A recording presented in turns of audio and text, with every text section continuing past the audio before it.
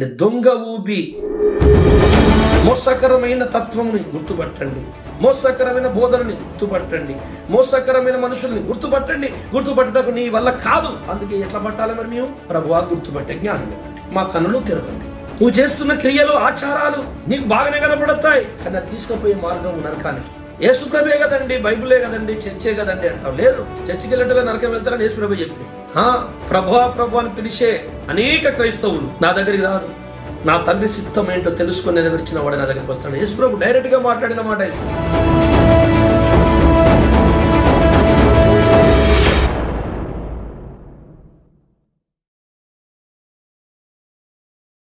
Praise the Lord. అందరికీ వందనాలు. మన ప్రభు అయిన క్రీస్తు నుండి మీకు కృపా సమాధానాలు కలుగునుగాక. శ్రీ సత్యదేవ మినిస్ట్రీస్ ఛానల్లో ప్రసారమవుతున్న విశ్వ విజ్ఞాన వేద పాఠాలనే కార్యక్రమాన్ని చూస్తున్నటువంటి క్రీస్తు దాసురానులు, సహోదరి సోదరులు, క్రీస్తు పిల్లలందరికీ మా నిండు మనసుతో స్వాగతము, ఘన స్వాగతం పలుకుతున్నాం. మనము యేసు ప్రభు రూపములు చెక్కబడుటకు, అనేక మర్మములు తెలుసుకున్నటకు, క్రీస్తు రాకడకు సిద్ధపడుటకు ఈ పాఠాలు మీరందరూ కూడా వినవలసిందిగా క్రీస్తు పేరిట వేడుకుంటున్నాను.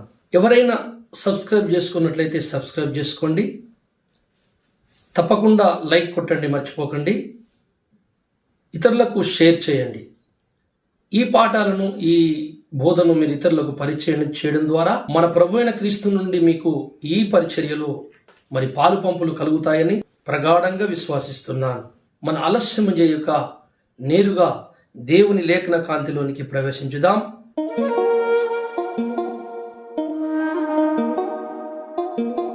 నేటి మన ధ్యానం కొరకు కీర్తనలో 40వ కీర్తన 2వ వచనాన్ని మనము మూలవాక్యంగా తీసుకొని ధ్యానించుదాం. నాశనకరమైన గుంటలో నుండి, జిగట గల దొంగ ఊబిలో నుండి ఆయన నన్ను పైకెత్తెను. చిన్న మాట ప్రార్థన చేసుకుందాం.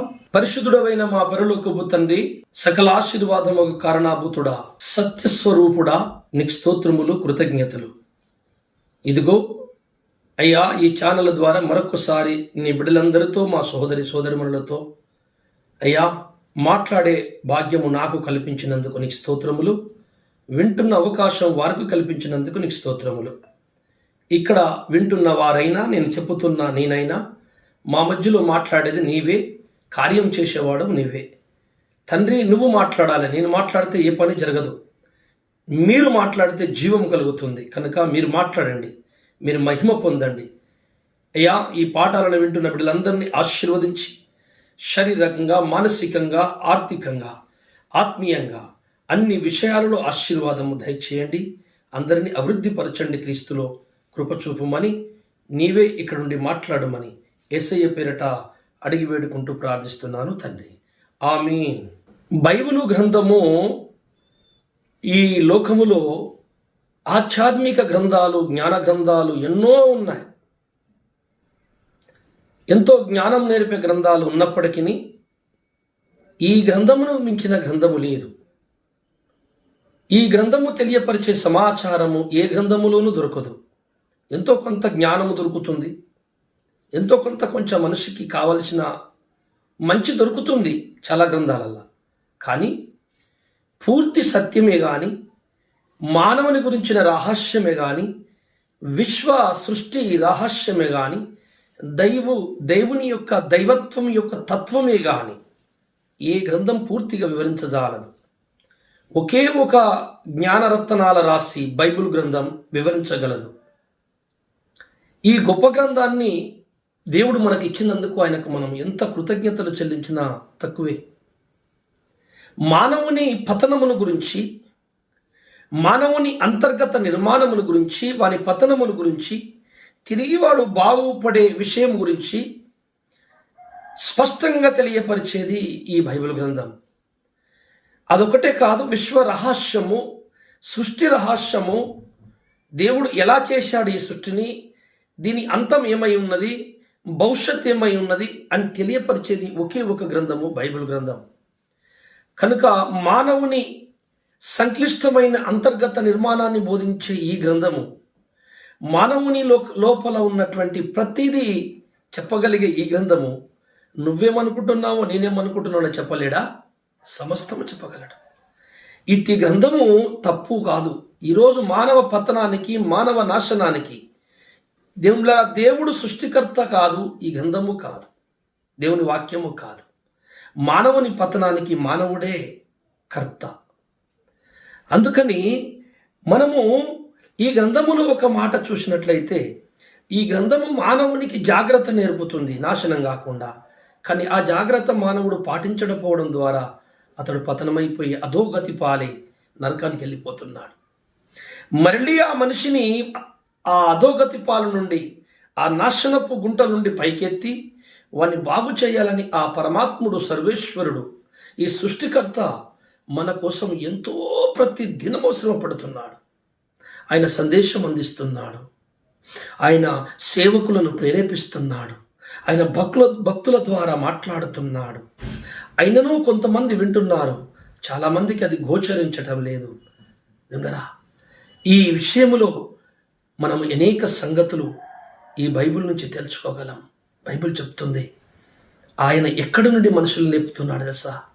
నాశనకరమైన గుంట నుండి, జగడగల దొంగ ఊబి. ఊబి అనేది దినరా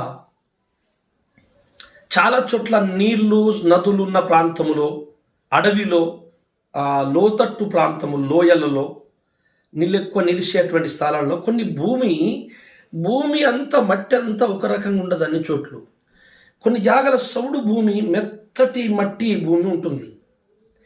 అట్టి భూమిలో నానినటువంటి నీళ్లు ఎంత మట్టికైతే అది మెత్తగా ఉంటుందో ఆ జిగడ మన్ను, ఆ మన్ను నాని మట్టి పైననేమో ఎండిపోయిన ఆకులు పడిపోయి లేక భూమిలాగే కనపడుతుంది. కానీ అది ఎంత ఎడలుపు నుంచి అది గుంట ఉన్నదో అందులో నాని బురద అనేది నిండి అలా ఊబి అనగట ఉబ్బిలాగా ఉంటుంది అనమాట. దాని మీద జంతువే కానీ మానవుడే కానీ ఏదైనా కాలేశాడా అది కనపడదు, అది గుంటలాగా ఉండదు, మట్టి భూమిలాగే ఉంటుంది. పైన అడుగు పడగానే ఆడి మోకాళ్ళ మట్టుకు దిగిపోతాడు. అయ్యో ఏంటి బురద, ఇదంతా బురదనా, నేను అనుకోకుండా కాలేశానే, చూసుకున్నాను, నాకు కనపడలేదు, ఇది అట్లా లేదే, అరే ఇది ఊబిలాగున్నది అని చెప్పి ఆ వ్యక్తి ఎక్కడానికి మళ్ళీ ఎట్టి కదిలితే ఇంకా కొద్దిగా లోపలికి వెళ్తాడు.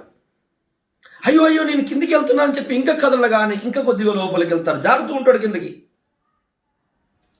ఆ వ్యక్తి, ఆ దొంగ ఊబి అంటే తెలియదు, కనపడదు, మోసము చేస్తుంది అన్నమాట. మోసపోతాడు మనిషి పైన కనపడదు, మోసపోతాడు, పడిపోతాడు. ఆ ఊబిలో పడ్డ వ్యక్తిని, అది జంతువే కానీ మానవుడే కానీ, అతడు బయటికి రావడం అనేది తన్ను చేసుకోలేడు. ఇది నగ్న సత్యం. ఆ ఊబి అనేది ఎందుకు వాడాడు దేవుడు మీకు ఇలా కొన్ని విషయాలు నేను చెప్పి ముగించేస్తాను. ఆ ఊబిలో పడ్డ వ్యక్తి తన్ను బయటికి రాలేడు, ఇది బైబిల్ చెప్తున్న సత్యం. ఈరోజు పాపం అనే ఊబిలో పడ్డ వ్యక్తి తన్ను బయటికి రాలేడు, ఇది బైబిల్ చెప్తున్న సత్యం. ఊబిలో పడ్డ వ్యక్తిని ఖచ్చితంగా ఇంకొకటి వచ్చి తాడో కర్రో అందించి బయటికి లాగాల, అప్పుడే రాగలడు. అలా కదులుతూనే ఉంటాడు, ఇక్కడ దాకా వెళ్ళిపోతాడు నిండా మునిగి, ఇక ఎవరు చూడకపోతే చనిపోతాడు. అంటే ఊబి యొక్క లక్షణం అది. అయితే చూసుకోవాలి వ్యక్తి.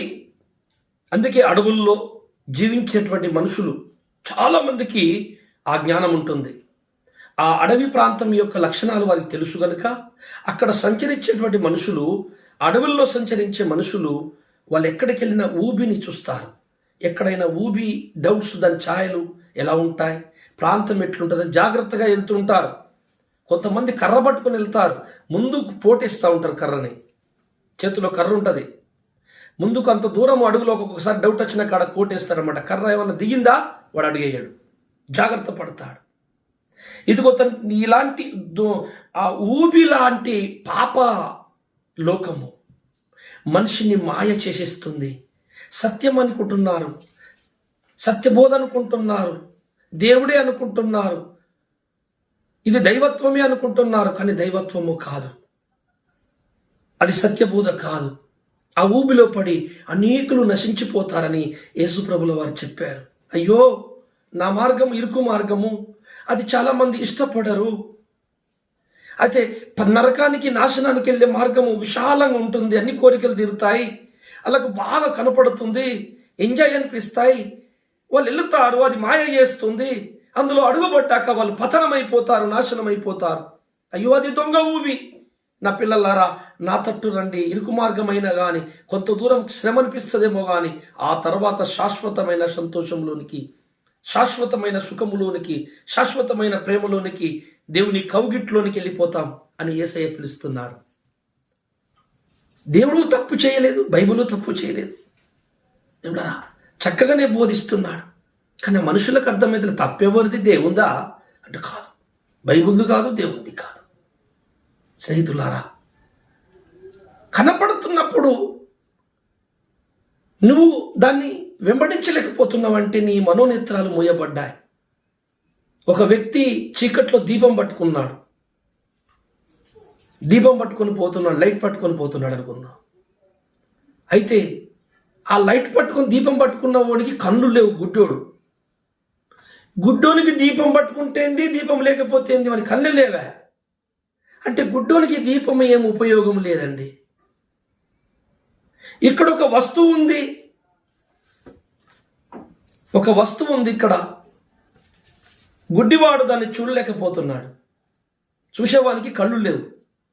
మరి వస్తువు తప్ప, గుడ్డివాని తప్ప అంటే గుడ్డివాందే తప్పు, వస్తువు తప్పు కాదు. బైబిల్ స్పష్టంగా బోధిస్తుంది మానవునికి మంచి మార్గం, మోసకరమైన మార్గాన్ని కూడా తెలియపరుస్తుందబ్బా. రెండు నీ ముందు పెట్టానే, మంచి చెడు, సత్యం అసత్యం, ధర్మం అధర్మం, నీతి అవినీతి, రెండూ నీ ముందు పెట్టానే. మరి నువ్వు ఎందుకు చూడటం లేదు అంటే నీ మనోనేత్రములు మూయబడ్డాయి. అదన్నమాట అసలు కారణం. దొంగ ఊబిని అనగా సాతాను పెట్టిన ఉరిని, ఉచ్చుని నువ్వు గుర్తుపట్టాలంటే నీ మనోనేత్రములు తెరువమని ప్రభుని అడుగు. అంతకు మించి వేరే మార్గం లేదు. స్నేహితులారా, కొరింథీయులకు రాసిన మొదటి పత్రిక 10వ అధ్యాయము 12వ వచనం ఒకసారి చదువుకుందాం. తాను నిలుచుచున్నానని తలంచుకునివాడు, తను నిలుచుచున్నానని తలంచుకునివాడు పడకుండునట్లు జాగ్రత్తగా చూచుకొనవలెను. అది రక్షణ పొందడము గొప్ప విషయము కాదు. సువార్తను నమ్మి యేసే దేవుడని ఏదో ఒక రోగమో వ్యాధో తీసేయగానే, తను అనుకున్న పని జరగగానే దేవుడు గొప్పుడని నమ్మేస్తారు. చాలా మంది బాప్తిసం తీసేసుకుంటారు, పెద్ద లెక్కేం కాదు అది. యేసు దేవుడు అని నమ్మడం పెద్ద లెక్క కాదు, రక్షణ పొందడం పెద్ద లెక్క కాదు. పొందుతారు, బైబిల్ చెప్తున్న సత్యం ఇది. ఏదో ఒక అద్భుతం చేయగానే యేసే దేవుడు నాకు ఏది వద్దని చెప్పి బాప్తిసం తీసుకొని నమ్మడం పెద్ద విషయం. అది జరిగిపోతుంది తొందరగానే. కానీ జరగంది ఒకటి ఉంది, ఒక భయంకరమైనది ఒకటి ఉంది, మానవుడు కంటిన్యూ చేయంది ఒకటి ఉన్నది. ఏంటో తెలుసా?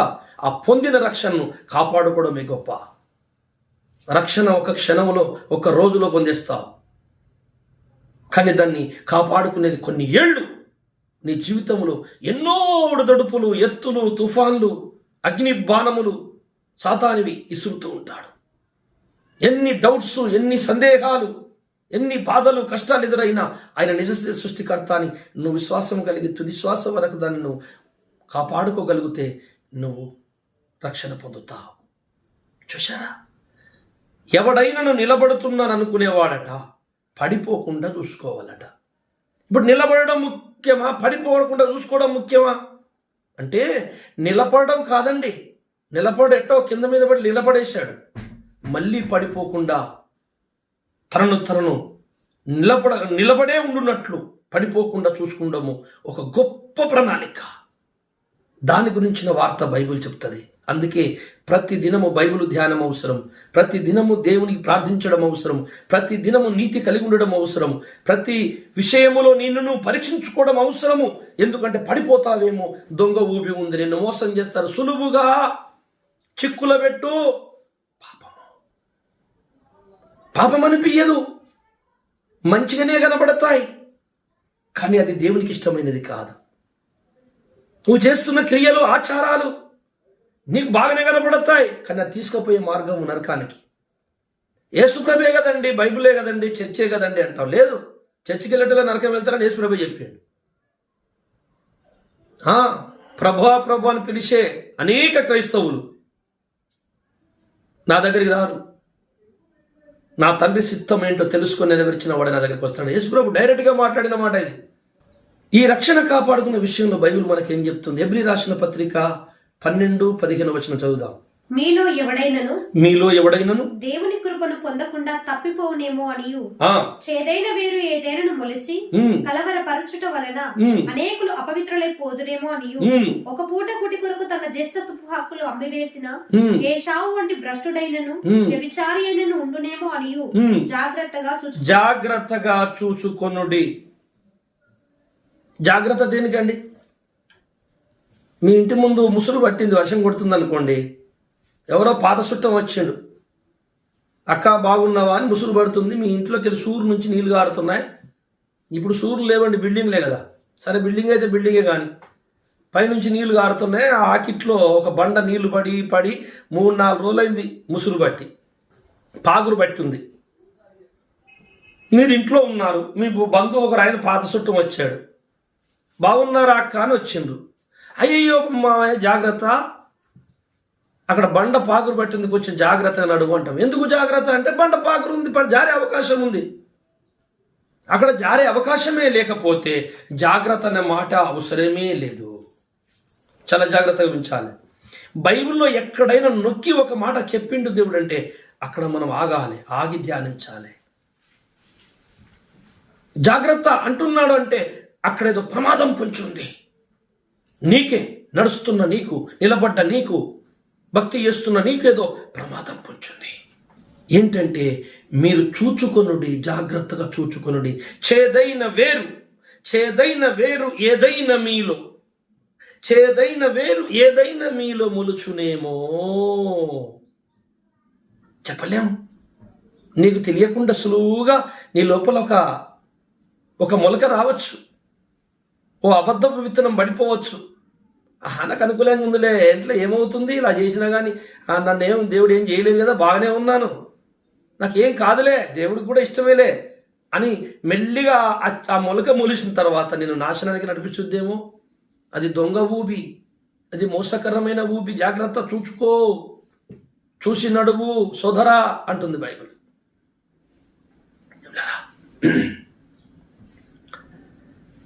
మీరు చేదైన వేరు మీలో ఏమన్నా పుట్టునేమో. ఒక్క పూట కూటి కొరకు ఏశావు, ఒక్క పూట కూటి కొరకు ఆలోచించుకోలే ఏశావు. చూశారా? అరే నాకు జ్యేష్ఠత్వం అంటే నాకు ఆశీర్వాదం. క్రీస్తు జన్మించబోతున్న అభిషక్తుడు రక్షకుడు రాబోతున్న జ్యేష్ఠత్వపు వైట్ తీగ, ఆ లైన్, ఆ థ్రెడ్లో నేను జ్యేష్ఠ కుమారుడుగా పుట్టిన నా ద్వారా జరగాల్సిన అంత గొప్ప ఆశీర్వాదం నేను ఆఫ్టర్ ఆల్ ఒక పూటి కొరకు నేను నమ్ముకుంటానా అని ఏశావుకు అసలు తెలియదు. దాని గురించి పట్టించుకోలే, కేరియలే. లేకపోతే పోయింది, ఆ ప్రాణమే పోతాను. నీ జ్యేష్ఠత్వం ఎవడికి కావాలి, అన్నం పెట్టరా ఫస్ట్. అక్కడ మనసు నుండి ఇది అద్దు, ఇది అద్దు నాకు అని అనుకున్నావంటే ఆ ఆశీర్వాదం వెళ్ళిపోద్ది. నీ లోపలే మొలుస్తుంది. నీవు సిగిరింపబడి ఆశీర్వదింపబడాలన్నా ఆలోచన నీ లోపలే మొలుస్తుంది. నువ్వు నాశనం చేసుకోవాలన్నా నీ లోపలే మొలుస్తుంది అంటుంది బైబిల్.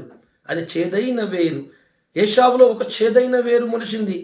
ఏది? ఆకలి పూట. అందుకే ఒక భక్తుడు ప్రార్థన చేస్తాడు, తండ్రి నన్ను బీదవారిగా సృష్టించకు అని. సామెతల గ్రంథం 30వ అధ్యాయం. తండ్రి నన్ను బీదవానిగా సృష్టించకు, ఎందుకంటే నేను ఏదైనా ఆకలి మంట మీద దొంగతనం చేసి నీ నామము దూషింపచేస్తానేమో. అలాగని నన్ను ధనవంతుని చెయ్యకు, బాగా తినేసి పడుకుని దేవుడెవడు అంటానేమో. మరి ఏం చేయమంటారు అబ్బాయి? బీదవానికి చేయమంటావా, ధనవంతుని? రెండిట్లో ఏదో ఒకటి అడగాయ బాబు. రెండు వద్దంటే నేను ఏం చేయను? నాకు అది వద్దు ఇది వద్దు స్వామి. ఏం కావాలి మళ్ళీ? నాకు ఒక్కటే కావాలి, నీకు నీ దృష్టికి నేను ఎలా ఉంటే నేను రక్షణ కాపాడుకోగలను, నిలబడగలను, దొంగ ఊపిని గుర్తుపట్టగలను, అంతే ఆహారము, అంతే ధనము, అంతే నిద్ర, అంతే సుఖమి. అంటే టోటలీ దేవుని మీద డిపెండ్ అయిపోయాడు. ఇది భక్తుల లక్షణం. నా సిద్ధం వద్దు, ఒక పూట తింటే ఒక పూట తింటేనే వీడికి రక్షణ కాపాడుకోగలడు అని నీకు నమ్మకం అనిపిస్తే అలాగే చెయ్యి, దానికి నీ సిద్ధం. నీ రక్షణ పోగొట్టుకునే ఆ దౌర్భాగ్యము నాకద్దు, నీ రక్షణ కాపాడుకునే భాగ్యం నాకే. మన రక్షణ కోసం ఆలోచించాలంటుందండి బైబిల్. ఏమి తిన్నావు, ఎలా తిన్నావు, ఎన్ని పూటలు తిన్నావు, ఎంత గొప్ప డబ్బు సంపాదించావా, ధనం సంపాదించావా, అందంగా ఉన్నావా, అందంగా లేవా, ఈ దేవునికి సంబంధం లేదు. ఇది కేవలము నీ రక్షణ ఎలా కాపాడుకుని నిలబడాలని, నిలబడ్డవాడు ఎవడైనా సరే పడిపోకుండా చూసుకోండి. మీకు తెలుసు బైబిల్లో ఒక చరిత్ర, లూకా సువార్త 15వ అధ్యాయంలో ఉంటుంది. 15వ అధ్యాయం 18వ వచనం చదువు ఒకసారి. నేను లేచి నా తండ్రి యొద్దకు వెళ్ళి, తండ్రి, నేను పరలోకమునకు విరోధముగాను నీ ఎదుటను పాపము చేసి తిని, ఇక మీదట నీ కుమారుడనని అనిపించుకొనుటకు యోగ్యుడను కాను, నన్ను నీ కూలి వారిలో ఒకనిగా పెట్టుకొనుమని అతనితో చెప్పుదును అనుకొని లేచి తండ్రి యొద్దకు వచ్చాను. చాలు. ఇగో ఇది ఒక్క పాఠం ఇట్లా ఈరోజు మీకు అర్థమైతే, ఈ వచనము మీరు చాలాసార్లు విన్నారు, చాలాసార్లు విన్నాం మనందరం. కానీ ఈరోజు మీరు ఒక ప్రత్యేకంగా వినబోతున్నారు. ఏంటంటే నిమ్లరా, మీకు తెలుసు ఒక ఆయనకు, ఒక మహారాజుకి 2 కుమారులు. చిన్న కుమారుడు తన ఆస్తిని తండ్రి దగ్గర తీసేసుకొని బయటికి వెళ్ళిపోయాడు. వృధాగా తిరిగి స్నేహితులతో మరి ఖర్చు పెట్టేసుకున్నాడు, అంతా పోగొట్టుకున్నారు. స్నేహితులు కూడా వదిలిపెట్టి వెళ్ళిపోయారు. చేతిలో చిల్లిగవ్వలేదు, బట్టలు చక్కగా లేవు, తినడానికి భోజనము లేదు, ఎవడు ఏం పెట్టేటోడు లేడు. ఒక చోట పందులు మేపే పందులు యజమానుడి దగ్గరికి వెళ్ళి, అయ్యా నేను పందులు మేపుతానంటే, సరే చూద్దాం మేపరానని అన్నాడట. ఆ పందులకి వేసిన ఆహారాన్ని ఆకలి మంటతో పిరికడ తీసుకొని తినబోయాడు.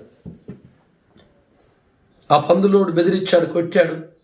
అతడి మనసు బాగా ఇరిగిపోయింది. కుక్క కంటే ఈనమైపోయింది నా బతుకు, మహారాజు కొడుకు నేను చేసిన పాపం ఎంత భయంకర పాపం, నా తండ్రిని దుఃఖ పెట్టేసిన, నా తండ్రిని బెదిరించి నేను మొత్తం నా ఆస్తి తీసుకొని వచ్చి నేను అంత సర్వనాశనం చేసుకున్నా, పతనమైపోయినా అని ఆ తప్పిపోయిన కుమారుని హృదయములో ఒకటి సిగురించింది, మొలిచింది. అప్పుడేమో నాశనకరమైన చేదైన వేరు మొలిచింది. మొత్తం సర్వనాశనం అయిపోయాడు. పందులు తినే తిండి కూడా అతనికి దొరకట్లేదండి. దేవుడు కొన్ని పాఠాలు నిజంగా దేవుని స్తోత్రములు మానవునికి కరెక్ట్గానే చెబుతున్నాడు, కానీ మానవుడే దాన్ని గ్రహించలేకపోతున్నాడు. వింటున్నారు, అలాగే ఉంటున్నారు, వింటున్నారు కానీ మారట్లేదు. ధనవంతుడైనా బీదవాడైనా వింటున్నాడు కానీ మారట్లేదు. అసలు కథ ఏంటి, అసలు ఏది నేర్చుకోవాలి ఆ పాఠంలో అది వదిలిపెట్టేసి అనవసరంగానే జీవిస్తున్నారు. మనిషి పడిపోవడము కాదండి ముఖ్యము, లేచిన తర్వాత పడిపోకుండా చూసుకోవడమే గొప్ప అంటుంది బైబిల్. అతడి చేదైన వేరు పుట్టింది, తండ్రిని దూరం అయిపోయాడు, మొత్తం అయిపోయింది, ఏమి లేదు, శూన్యం. ఇప్పుడు చూడండి ఏం పుడుతుందా, కొత్త ఆలోచన. ఆ పందులు తినే తిండి కూడా దొరకపోయేసరికి అతనిలో ఒక నూతనమైన మొలక ఒకటి మొలిచింది. ఏంటో తెలుసా, నేను నా తండ్రి దగ్గరికి వెళ్తా. ఈ ప్రపంచములో ఏ యజమాని మంచోడు కాదు, నా తండ్రి చాలా మంచోడు. నా తండ్రి దగ్గర 100 మంది పాలేరులు పని వాళ్ళు ఉన్నారు.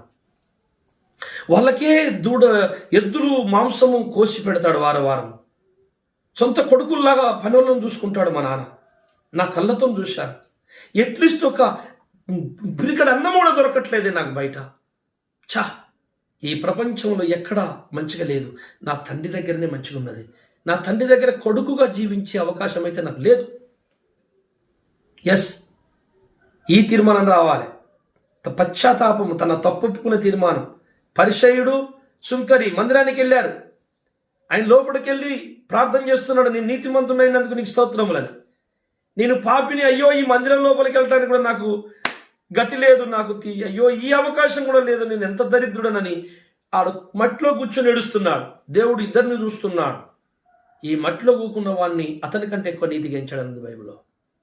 మా దేవునికి కావలసింది నీ హృదయములో పశ్చాత్తాపము, అది వదులుకొనుట, నీ పాత జీవితాన్ని వదులుకునుంటా. ఈ తప్పిపోయిన కుమారునికి ఏమైస్తుందంటే ఒక నూతనమైన సిగురు పుట్టింది. ఏంటంటే నా తండ్రి దగ్గర నేను పాలేరుగా బతుకుతా, ఒక పనివానిగా బతుకుతా, ఒక పని చేసే ఒక బానిసగా బతుకుతా అవసరం అంతే. కానీ కొడుకుగా అయితే నాకు అవకాశం లేదు, నో ఛాన్స్. పశ్చాత్తాపం అలాగే పుట్టాలి. తండ్రి, నేను ఈ వచ్చే రోజు ఈ 200 300 కూలీలన్న బతుకుతా కానీ ఆ బతుకద్దు, అలా 5,000 సంపాదించినా కానీ శాంతి లేదు, నెమ్మది లేదు, ఎప్పుడు రందే కొట్లాటి ఆ పాపపు బతుకు నాకొద్దు తండ్రి. ఈ కొద్ది జీవితమైన మంచిదే కానీ 4 రోజుల జీవితమైన ఈ 200-300 బతుకుతా కానీ నాకు నువ్వు కావాలి. ఈ ఐశ్వర్యము, ధనము, ఈ ఘనతలు, ఈ పేరు లేకున్నా మంచిది తండ్రి, నువ్వు నాకుంటే చాలు. ఒక తీర్మానం, డిసైడ్మెంట్ అతనికి వచ్చిందంటే తండ్రికి కొడుకుగా నేను బ్రతకలేను, అతనికి కొడుకుగానే అర్హత లేదు నాకు, లేదు కానీ అతని దగ్గర పనిచేసేవానికి దొరికితే చాలు నాకు, ఎందుకంటే అది కూడా బయట దొరకట్లేదు నాకు, మా నాన్న దగ్గరనే బాగున్నది అని తిరుగు ప్రయాణం బట్టిండు తీర్మానం. ఏమనుకున్నాడంటే ఇక్కడ నా తండ్రి దగ్గరికి వెళ్ళి నా తండ్రిని వేడుకుంటా, తండ్రి నీకు కొడుకుగా నేను ఏం మాత్రమని పనికిరాను, కానీ పని వాళ్ళు ఉన్నారు కదా నీ దగ్గర 100 మంది, అందులో ఒక్కరినిగా చేర్చుకో చాలు వాంచాను, ఆ బుక్కెడు తిండాను నాకు దొరుకుతుందని మా నాన్నతో చెప్తే ఆయన కోపం చల్లగైపోతుంది. ఎట్టాగో నన్ను దగ్గర రానియాడు, పాలేరుగా పనివాణిగా అంటున్నాడు కదా అని చేర్చుకుంటాడు అని అనుకుంటూ వెళ్తున్నాడండి. అక్కడ ఏం జరుగుతుంది? అతడు అనుకున్న దానికి ఉల్టా జరుగుతుంది. కానీ తీర్మానం మాత్రం ఇలాగే ఉండాలి. నేను వెళ్తా మా నాన్నగారి కాలు మొక్కుతా, నన్ను ఒక పనివానిగా పెట్టుకోమని కాలు మొక్కుతా అనుకుంటా పోతున్నాడు. తండ్రి దూరం నుంచి చూశాడు, కొడుకు పోయిన తొవ్వదైపు రోజు చూస్తాడు కిటికీలోకి వెళ్ళి. కొడుకు ఒక బికారిగాలాగా వస్తున్నాడు, పరిగెత్తుకుంటూ వెళ్ళిండు. నాన్నగారిని చూసి ఇతడు ప్రిపేర్ అయిన ఒక మ్యాటర్ ఉందిగా, తండ్రి వచ్చి దన్మంట కొడుకుని కౌగులించుకొని భుజం మీద తల పెట్టుకొనుకుంటే, తండ్రి నీకు నేను కొడుకుగా పనికిరాను, తండ్రి నీ కొడుకుగా పనికిరాను, పనివానిగా పెట్టుకో, పని ఈ పాట పాడుతున్నాడు, ఈయన పాట పాడుతున్నాడు. కానీ తండ్రి ముద్దు పెట్టుకొని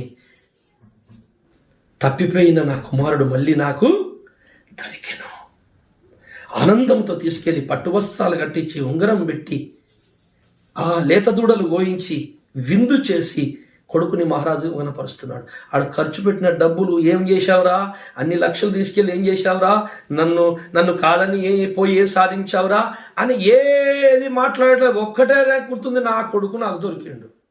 అంటే తండ్రైన దేవునికి ఏదో తెలుసా, నీవు ఏం చేశావా, ఏం పోగొట్టావా, ఇంతవరకు నువ్వేం నాశనం సృష్టించావా, అది కాదు, నీ లోపల ఒక తీర్మానము, మారు మనసు వచ్చింది చూసినవా, అది పరలోకంలో విందు జరుగుతుంది.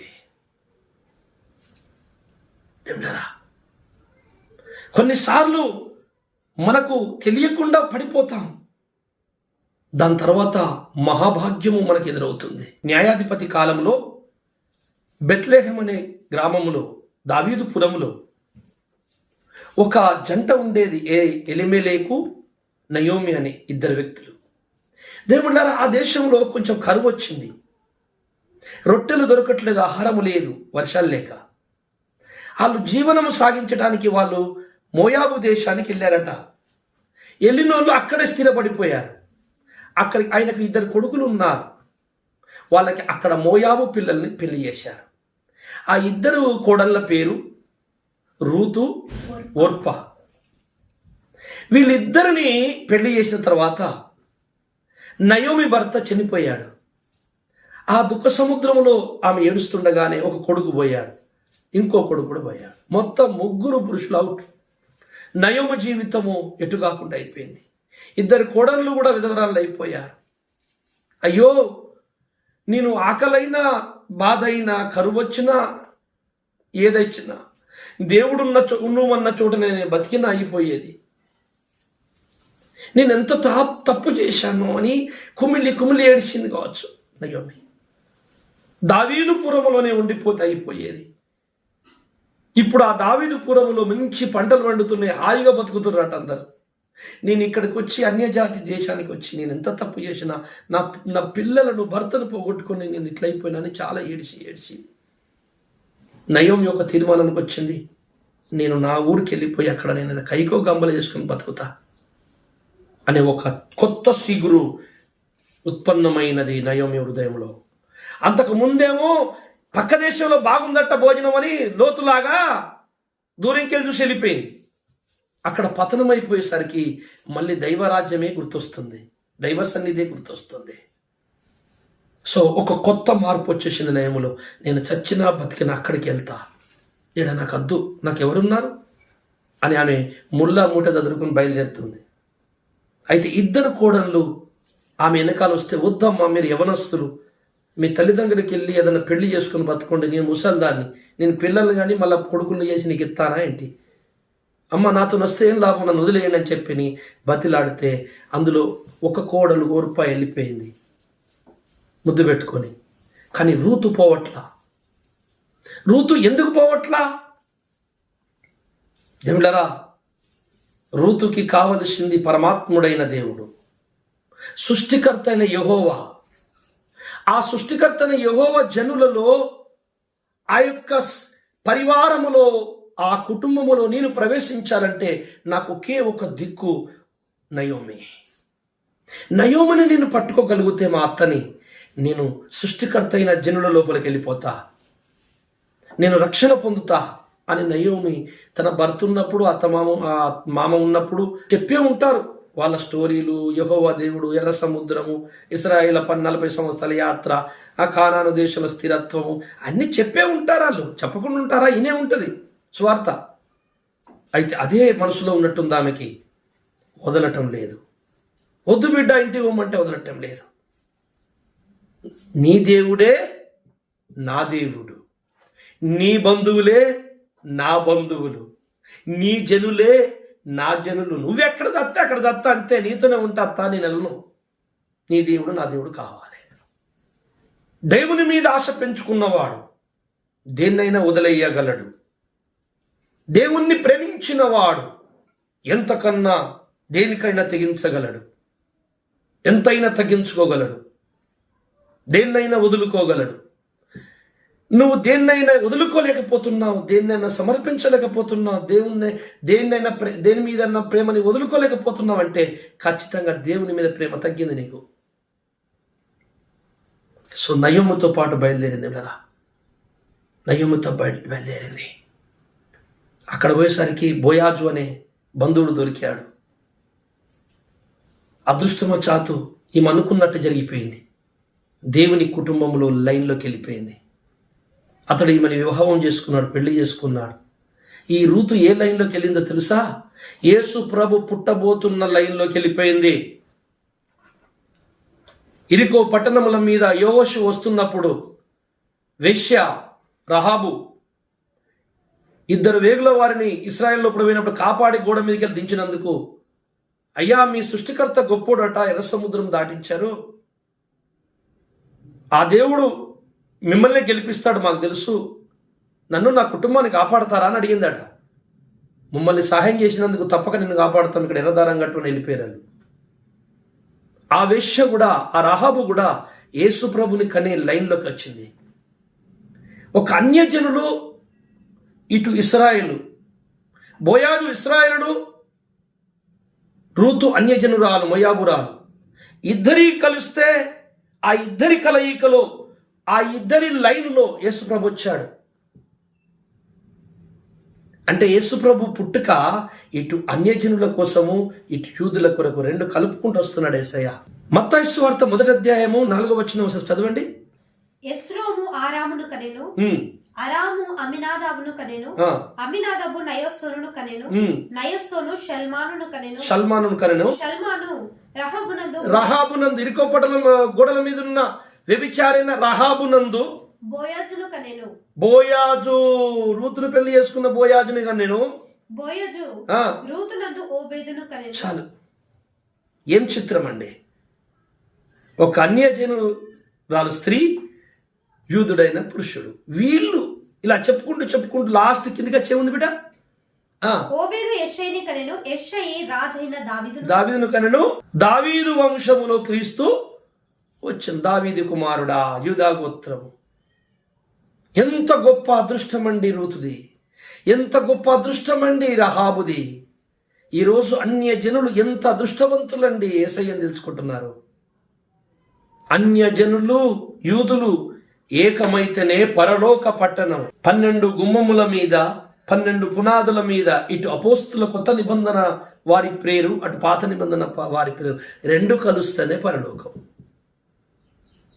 అందుకే అక్కడ నుండి చూపించుకుంటూ వచ్చాడు. ఒక అన్యజనురాలు, ఒక యూదుడు, ఒక అన్యజనురాలు, ఒక యూదుడు జతపరుచుకుంటూ వచ్చిన లైన్లో, ఆ థ్రెడ్లో పరమాత్ముడు అవతరించాడు యేసుక్రీస్తు. అంత గొప్ప రక్షణ కలిగినటువంటి అంత గొప్ప లైన్లోకి రూతు వచ్చింది. ఎప్పుడు ఎట్లా వచ్చింది అంటే, నేను నయోమిని వదిలిపెట్టను అనుకున్నప్పుడు, దేవుని మీద ఆశ పెంచుకున్నది. నీ దేవుడే నా దేవుడు, సత్యం మీద ఆశ పెంచుకున్నది, లోక సుఖాల మీద పెంచుకోలేమే. అందుకే ఆమెకి ఆ అదృష్టం కలిగింది. స్నేహితులారా, ఇక్కడ దేవుని మీద ఆశ పెంచుకున్నవాడు ఎవడు కూడా చెడిపోడు. దేవుడు మన కొరకు అనేక సత్యాలను నేర్పిస్తున్నాడు, మనమే గ్రహించలేకపోతున్నాం. గుడ్డివాని చేతిలో దీపం ఉన్నది, లాభమేమున్నది? వాడు గుడ్డివాడు. నీ చేతిలో బైబిల్ ఉన్నది, జ్యోతి ఉన్నది, జ్ఞాన గ్రంథం ఉన్నది, ఈ జ్ఞాన రతనాల రాశి ఉన్నది. కానీ నువ్వు చదివి జీర్ణించుకోలేకపోతున్నావు, లాభమేమి?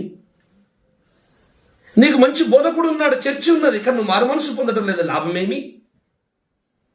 నీకు ధనము, ఐశ్వర్యము, జీతము, మంచి ఉద్యోగము, నీకు అన్నీ ఉన్నాయి, కానీ దేవునికి ఏం సహాయం చేయవు, లాభమేమి?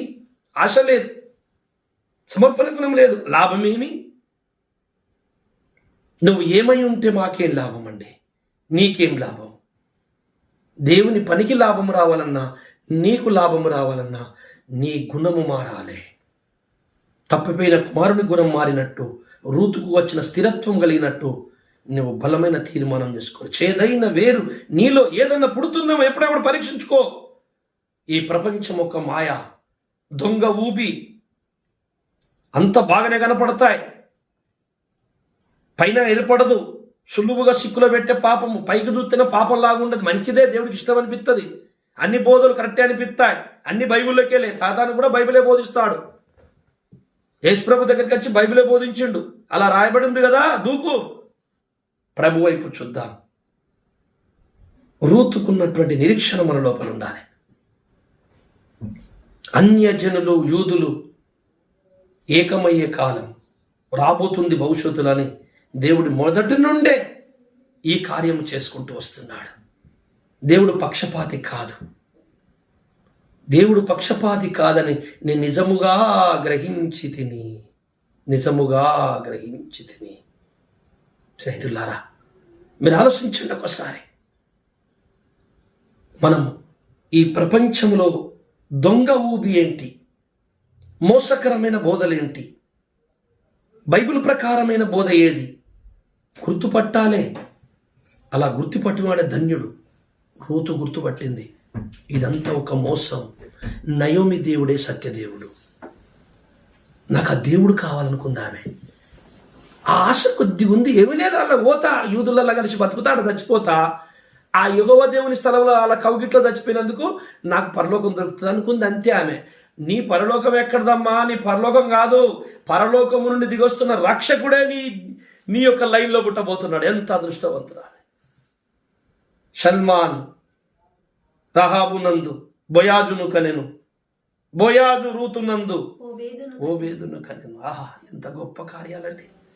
ఈరోజు నీ ద్వారా కూడా భూమి మీద రేపు పరలోకం వెళ్ళిన తర్వాత కోట్ల దూతల మధ్యలో దేవుడు చెప్పాలి, ఈ బిడ్డ ద్వారా నేను ఎన్ని కార్యాలు చేసి తిని, ఈ బిడ్డ ద్వారా ఇంతమందిని రక్షించి తిని, ఈ బిడ్డ ద్వారా నా కార్యం ఇంత జరిగను. సాక్ష్యము కలిగి ఉండాలి. దేవుని దగ్గర సాక్ష్యం ఉందా? నీకు ఉరుతుకున్నట్టు నీకు సాక్ష్యం ఉన్నదా? తప్పిపోయిన కుమారునికి ఉన్నట్టు సాక్ష్యం ఉన్నదా? కుమారునిలో ఒక స్థిరత్వం వచ్చింది, నా తండ్రికి నేను పనికిరాను, కానీ నేను ఒక పనివాడిగా బతుకుతానే. నీ పనివాడు ఎక్కడ పనివాడరా నాయన? మళ్ళీ మహారాజు చేసేస్తున్నాడు నిన్ను. అసలు తీర్మానమేమో పనివాడు, వెళ్ళిన తర్వాత ఏమైంది? మహారాజు అయిపోయాడు. నీ తీర్మానం గట్టి ఉంటే మహారాజు కుర్చీలో కూర్చుంటావు పరలోకంలో. నీ తీర్మానం మాత్రం ఇలాగే ఉండాలి. స్వామి, అయ్యా నువ్వు ఎంచిన మంచిదే, తగ్గించుకొని బతుకుతా, ఏమున్నా నీకే బాధ్యత. నీ తీర్మానం గట్టిదైతే పరలోక రాజ్యములో ఉన్నత సింహాసనం మీద కూర్చుంటా. అందుకే చేదైన వేరు ఏదైనా మీలో పుట్టునేమో, జాగ్రత్తగా చూసుకోండి. జిగడగల్ల దొంగ ఊబి, జాగ్రత్తగా చూసుకోండి. అందులో నుండి పైకెత్తువాడు ఆయనే. ఆ ఊబిలో పడ్డ తప్పిపోయిన కుమారుడు కానీ ఆయనే పైకెత్తాడు. కృపుల లాజరు ఒక్కరోజు సుఖపడలే, కానీ దేవుణ్ణి స్తుతించాడు. ఆ కష్టం మనకైతే దేవుని స్తుతించగలమా? కుక్కలు తినే అన్నం తినకుండా దేవుణ్ణి ఆరాధించగలమా అని ఒకసారి మీరు పరీక్షించుకోండి మీరు. కుక్కలు తినే పరిస్థితి, అన్నం తినే పరిస్థితి నీకు వస్తే, దేవా ఈ స్థితి నాకు ఇచ్చినందుకు నీ కృతజ్ఞత అనగలవా? మరి అన్నాడు కదా భక్తుడు. అంటే అలాంటి స్థితి ఇచ్చినా సరే సిద్ధంగా ఉండాలి. అది రాకపోవచ్చు నీకు, దేవుడు అందరికీ అది ఆపాదించడు, కానీ అలాంటిది వచ్చిన సిద్ధం అనే మనస్సు నీకుంటే చాలు, నువ్వు పరలోక రాజ్యంలో సింహాసనం మీద కూర్చుంటావు. ఇదే మన పోరాటం అంధకార రాజ్యం మీద. శ్రమలు, బాధలు ఎన్నొచ్చిన విశ్వాసం విడనాడకుండా బలముగా నిలబడడమే నిజమైన యుద్ధం. కనుక స్నేహితులారా, మీరందరూ కూడా ఈరోజు ఆలోచించండి. దొంగ ఊబి గుర్తుపట్టండి, మోసకరమైన తత్వముని గుర్తుపట్టండి, మోసకరమైన బోధనని గుర్తుపట్టండి, మోసకరమైన మనుషుల్ని గుర్తుపట్టండి. గుర్తుపట్టడానికి నీ వల్ల కాదు. అందుకే ఎట్లా పట్టాలి మరి మేము? ప్రభువా గుర్తుపట్టే జ్ఞానం ఇవ్వండి, మా కన్నులు తెరవండి, మాకు స్పష్టత గల కావాలి, మా కళ్ళు తెరవని ప్రార్థన చేయి. నా కళ్ళు తెరువుతండి, తప్పక తెలుస్తాడు. ఆ దేవుడి పాఠం మీ హృదయంలో ఫలింప చేయనుగాక. ప్రార్థన చేసుకుందాం. సర్వేశ్వర, మా తండ్రి, చాలా చిన్న చిన్న విషయాలైనా కానీ గొప్ప గొప్ప అర్థాలు ఉన్నాయి. మేము ఎవరైనా నిలబడాలనుకునేవాడు పడిపోకుండా ఉండాలి అని అనుకునేవాడు. ఎలా ఉండాలో కొన్ని విషయాలు కొంతమంది భక్తులను చూపి, ఎలాంటి స్థిరత్వము, ఎలాంటి తీర్మానము, ఎలాంటి పశ్చాత్తాపము, ఎలాంటి గురి గమ్యము కలిగి ఉండాలో మీరు మాకు ఈరోజు నేర్పించినందుకు స్తోత్రములు. మీకు కృతజ్ఞతలు స్వామి. విన్నటువంటి నా సోదరి సోదరిమణులకు, మా అందరికీ ఈ బలమైన తీర్మానం మాకు దయచేయి. రూతుకున్నటువంటి బలమైన తీర్మానము, అయ్యా తప్పిపోయిన కుమారుని పెట్టిన బలమైన పశ్చాత్తాపము, నా తండ్రి అయ్యా మాకు సహాయం చేయండి. నా ప్రభువా, జిగడగల్ల దొంగ ఊబి ఏంటో మేము గుర్తుపట్టాలి. మా ఆత్మీయ జీవితంలో మేము పతనమైపోకుండా ఉండుటకు అయ్యా మీరు మాకు బోధిస్తున్న బోధనలు మాకు అర్థమవులాగున సహాయం చేసి అందరినీ దీవించి, ఈ పాఠాలు విన్న వారి కుటుంబాలను, పిల్లలను అందరినీ దీవించి ఆశ్రయించమని మరొకసారి మీ పాదాల దగ్గర వేడుకుంటూ మా రక్షకుడు ప్రభువైన యేసుక్రీస్తు నామములో ప్రార్థిస్తున్నాను తండ్రి. ఆమేన్. మంచిది, అందరికీ వందనాలు. మరొక దినము కలుసుకుందాం. దేవుడు మిమ్మల్ని ఆశీర్వదించునుగాక. ఆమేన్.